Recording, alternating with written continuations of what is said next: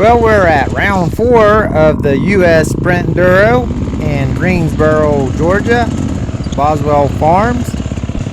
I'm going to get you out on the track, take you on the cross test and the Enduro test so you can see what round 4 was all about. But before I do that, I got some great video throughout the weekend, and maybe, just maybe, I caught you out here ripping up the track. Let's check it out. The riding style of Lane Michael.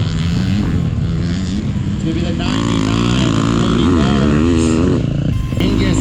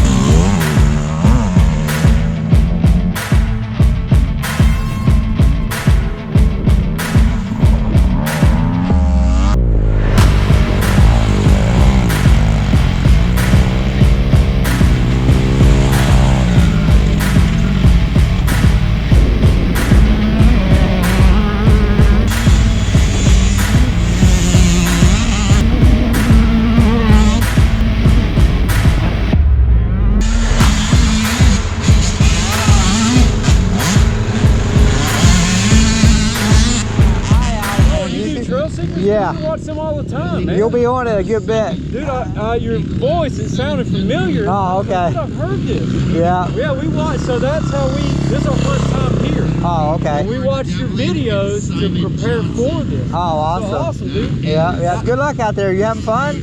Oh, yeah, dude, that is awesome. Yeah. That is awesome.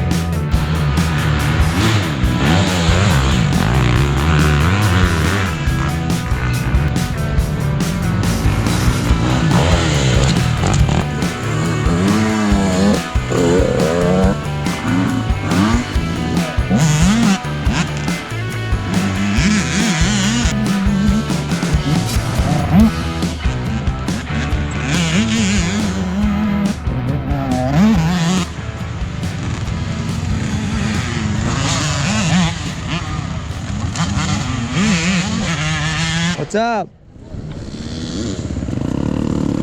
Alrighty, now it's time to get you out here and show you what the cross test was all about here at round 4 at the US Sprint Enduro.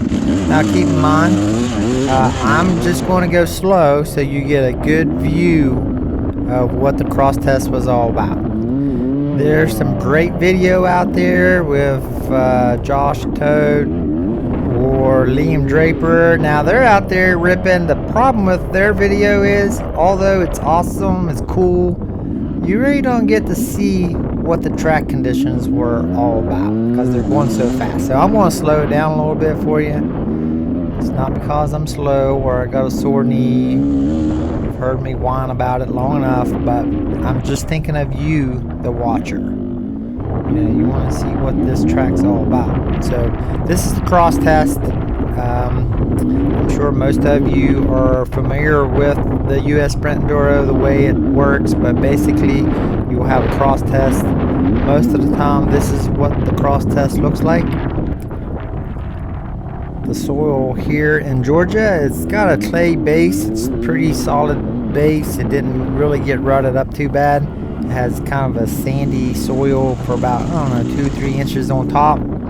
This is day 1. It rained all day, or most of the day, pretty hard on Friday. So it was a little slimy out here on Saturday. For the most part, it dried out. It was pretty windy, nice day. But on Sunday, it was prime. It was primo. And I really wish I had my 450 so I could just let it eat out here and not have no restrictions as far as healthy knee issues.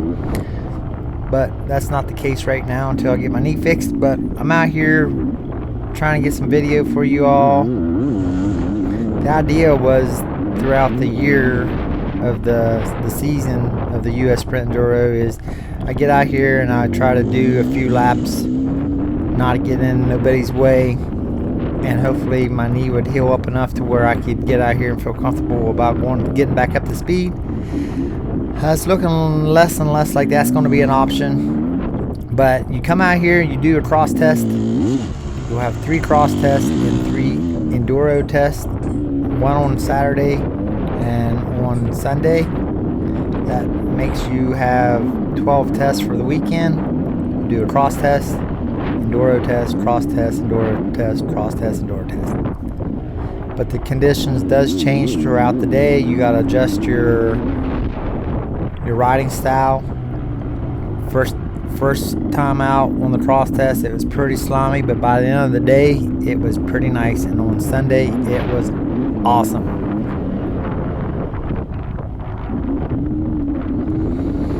It really kind of depends on what the property offers as far as the track layout. Round 1 and 2, we was in South Carolina for a lot more sand, pine trees. The enduro test here, I don't think there's hardly any pine trees. Here on the cross test, on especially this first go out, first time we went out on the cross test, you actually have more traction out in the grass than you did actually where the main rut was. At least that's the way I felt.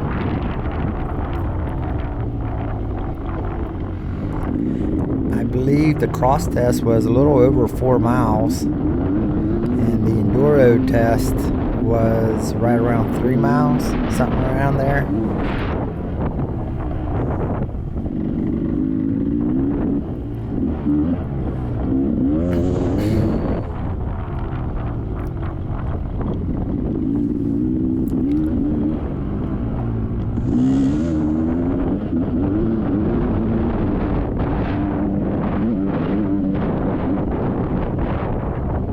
This is round 4. If you've not tried a US Sprint Enduro, make sure you try to make it to round 5. It's going to be in Charlottes Hall, Maryland. It's up there just above Virginia, next to Betts Creek, Maryland, south of DC. It's going to be a new property for the US Sprint Enduro.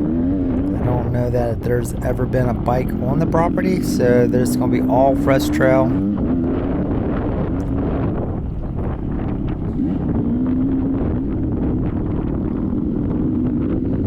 In case you've not watched or known or raced or heard of the US Sprint Enduro, you're basically racing the clock.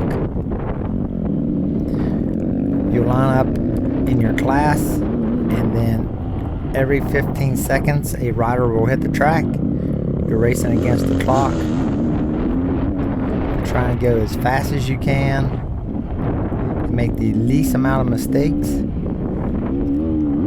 And whoever has the quickest time at the end of the weekend wins the overall position in your class. Each time you go out, they'll adjust your class starting order according to the time. If you have the fastest time in your class, you'll go out first.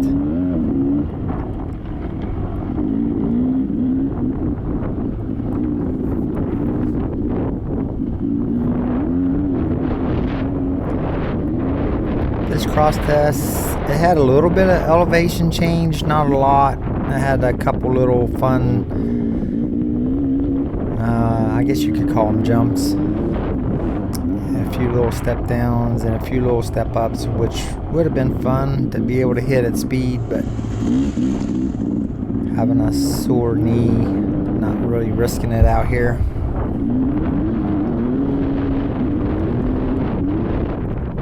Definitely on day one, there was a couple juicy spots out here. There was one which we're coming up to here pretty soon that was pretty much juicy all weekend. But on day one, you would have traction, and then you would hit a soft spot, and it would throw you a little sideways, which is a little scary with a sore knee. This is the one that was juicy pretty much all weekend.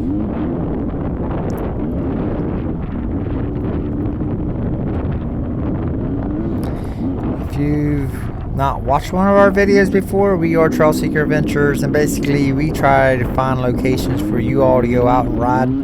We bring the GoPro, which basically is the extent of our video equipment. High tech over here at Trail Seeker Adventures, but we bring the GoPro, throw it on.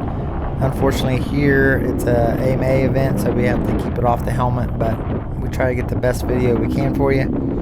And we strap it on there, take it out there, show you what the event's all about, what the track conditions was for the weekend.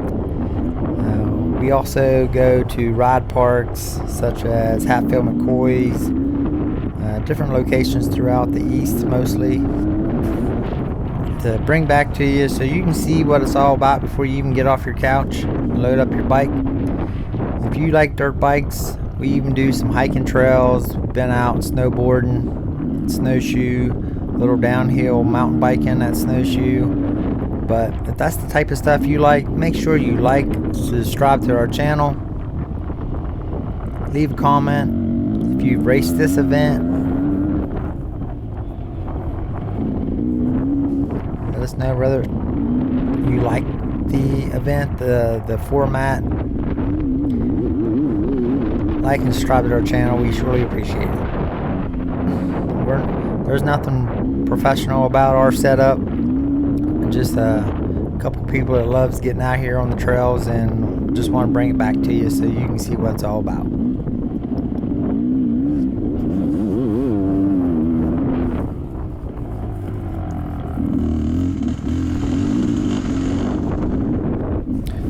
But on this property, like I said, it wasn't a lot of elevation change, but Billy laid out an awesome cross test, nice and flowy turns. Something that you can get out here and just rip and have a blast. So we're wrapping up the cross test. Now let's get you over here on the Enduro test and show you what it was all about.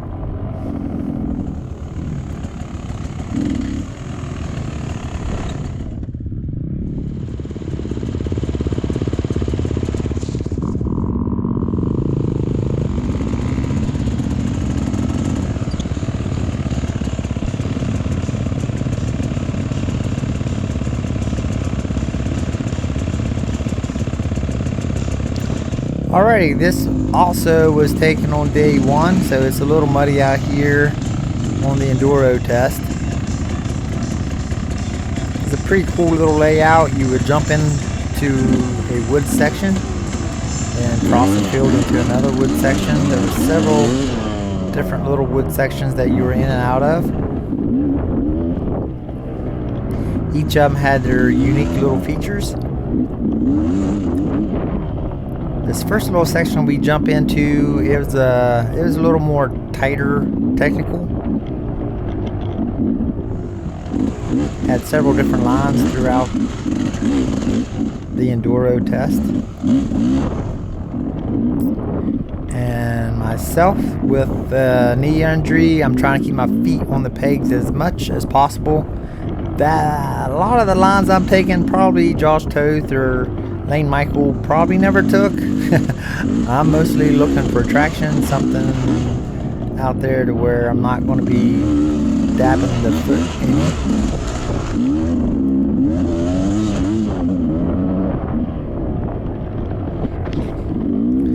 it. I was joking about the video that Josh Toth or Liam Draper or whoever they've been strapping the camera on. That's some awesome video to see how fast they actually run through these woods. I definitely have been appreciating how fast they go since I've injured my knee, because I've been out here watching them come through the woods, and it's just crazy how fast they can come through here. And sometimes they look out of control, but somehow they just keep on moving. Usually I am out of control and usually don't keep on moving. Usually have to pick my bike up a few times, but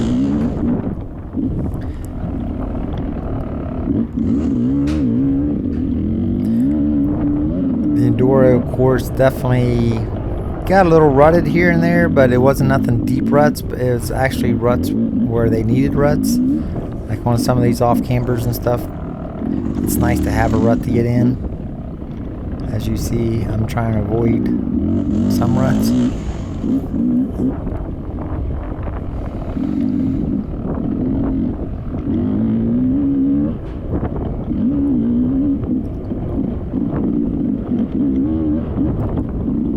It's a little frustrating coming out and not being able to race up to your normal race speed. But I love riding so much, just getting out here and taking part in making laps. Obviously it's not as much fun as being able to be competitive with your classmates. But still, I look at it as a trail ride out here.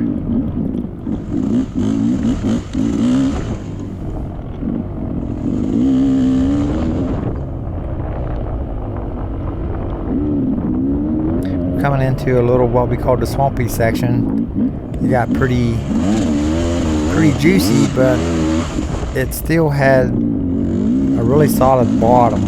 I don't think there was anywhere in there that would really suck you up. There's a couple spots to the left there. I think I've seen a few people get stuck. It's mostly just trying to get your balance. Now we're coming up to a section here. Got jacked up here, but if I would have went right and then cut left right on the other side of this ribbon, but unfortunately you can't see it too well, but there's a bunch of roots running down through there, and I was so worried about sliding out and having to put my foot down.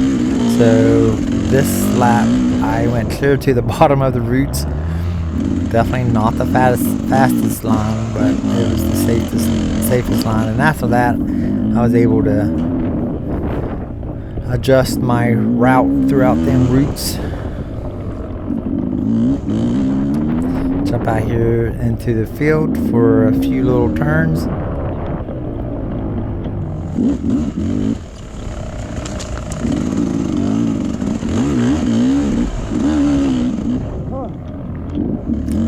Saturday was a beautiful day. Sunday, although it didn't rain, it was definitely cooler.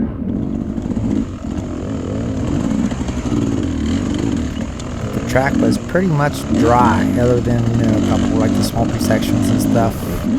It was a little bit windy. We had an e-bike race also on Saturday evening. Oh yeah. This was a unique little part of the track. There was some ravines and things that you had to find your best line through. Then you come down through this little gully.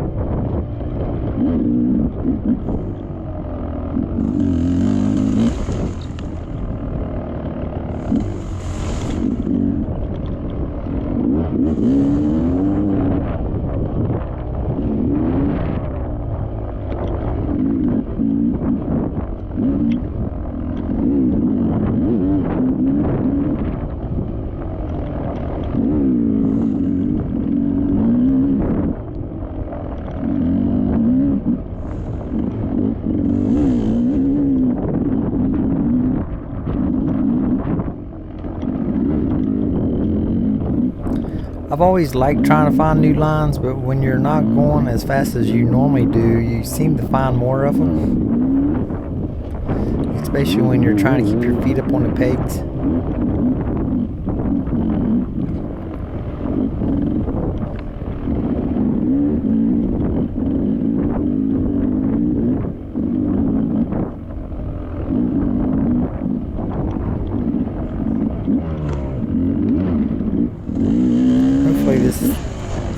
You're not too bored. It's not as exciting for me to watch for sure whenever I'm not up to speed. But the good thing about trying to give you a full lap, and you can always fast forward it or whatever, but if there's somebody that raced this event and they had an issue here or there, they can, you know, show their family members or friends or family where they had a problem. We're coming back across the little swampy section. Came through it up above there, now we're down below. This definitely, coming back across it was a little more juicy than going across it the first time. But you'll be able to show your friends and family, you know, like, here I had a problem, this hole got really bad, this is the tree I hit, usually is what I'm usually showing people.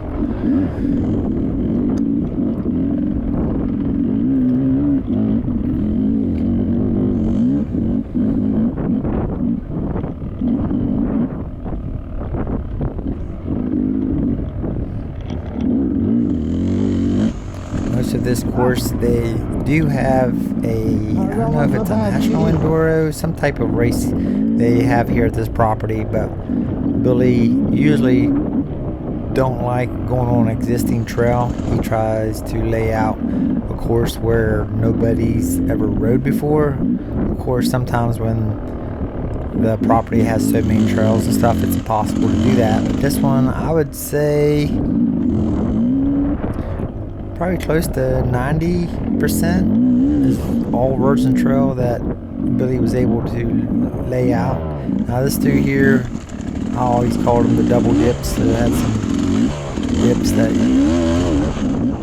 you definitely had to find the best way through. I don't know there were anywhere that definitely would get you buried, but there was definitely spots that were pretty deep. But there are several different options through there to help get you through.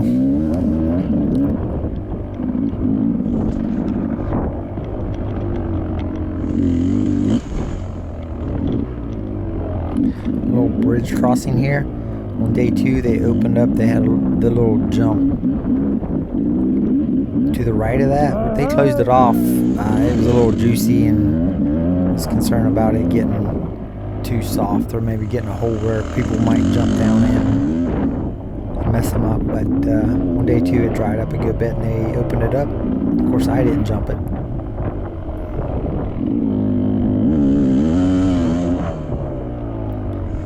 Now we're coming into to the last wood section.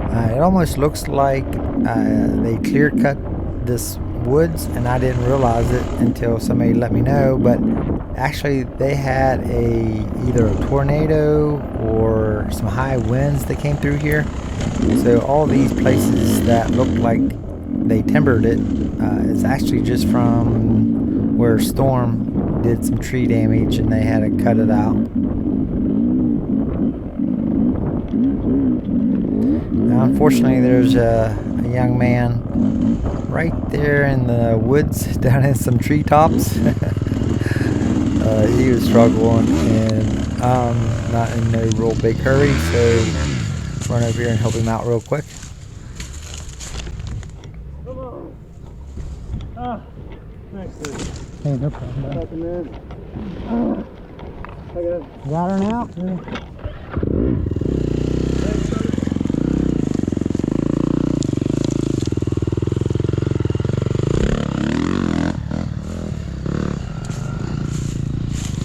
Tangled up in those treetops, it's tough to get your bike out sometimes.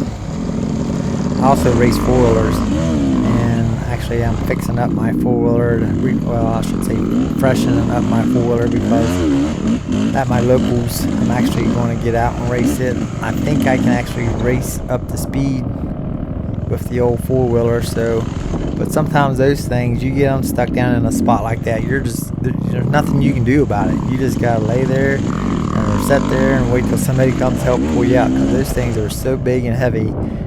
You get them off track, sometimes they will not move until you have help dragging them up out of the woods. That's one thing I definitely learned. On a bike, I get to a spot like this, somebody going the main route, I think, oh, I'm just going to go over here and go around it, which didn't turn out very well for me here either. Bad line choice, but on the four-wheeler, I learned very quick not to do that unless you're for sure there's nothing over there you're gonna get stuck on, because there's been a few times where I take that four-wheeler off the track and I sat there until a course marshal came and helped pull me off.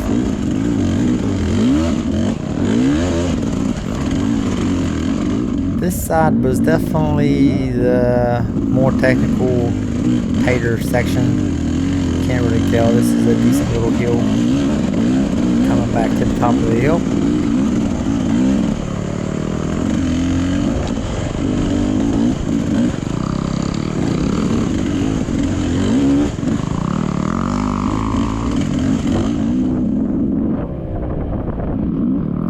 I did get to talk to some of the Trail Seeker Adventures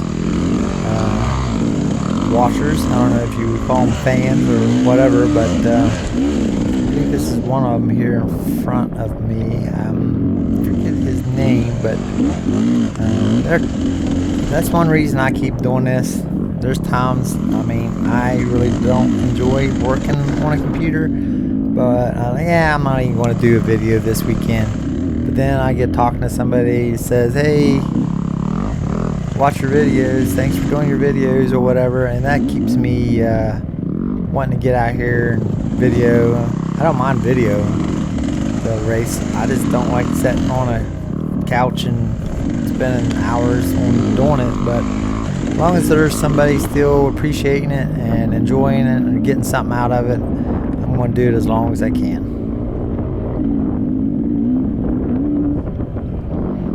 Today I'm in Elkins, West Virginia. It's like 20 degrees, snowy, so I decided, okay, let's throw together a little video. It's a little different than normal, but I sure hope you liked it.